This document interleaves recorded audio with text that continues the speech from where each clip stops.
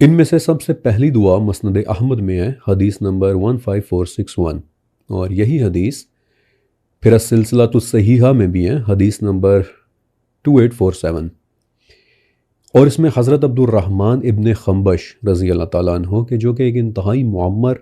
اور بوڑھے صحابی تھے، ایک عجیب واقعہ سناتے ہیں۔ کہتے ہیں کہ ایک رات مختلف قسموں کے بھیانک شیاطین اور جنات گھاٹیوں سے نکل کر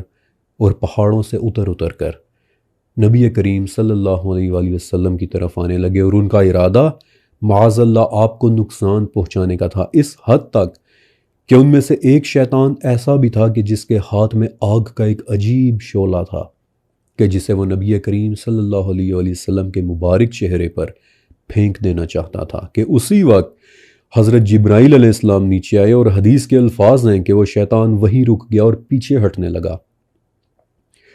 جبرائیل علیہ السلام نے آپ صلی اللہ علیہ وآلہ وسلم کو کہا کہ یا رسول اللہ کہیے۔ آپ نے پوچھا کہ کیا کہوں،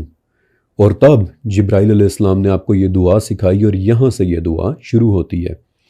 اور میں آپ کو اس کا اردو ترجمہ بتا رہا ہوں، عربی متن آپ کو نیچے کمنٹ میں مل جائے گا کہ کہیے: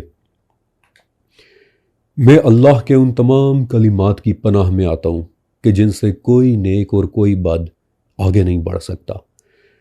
ہر اس چیز کے شر سے کہ جو اس نے پیدا کی اور پھر زمین میں پھیلا دی، ہر اس چیز کے شر سے کہ جو آسمان سے اترتی اور اس میں چڑھتی ہے، ہر اس برائی کے شر سے کہ جو زمین میں پیدا ہوتی اور اس سے نکلتی ہے۔ میں پناہ مانگتا ہوں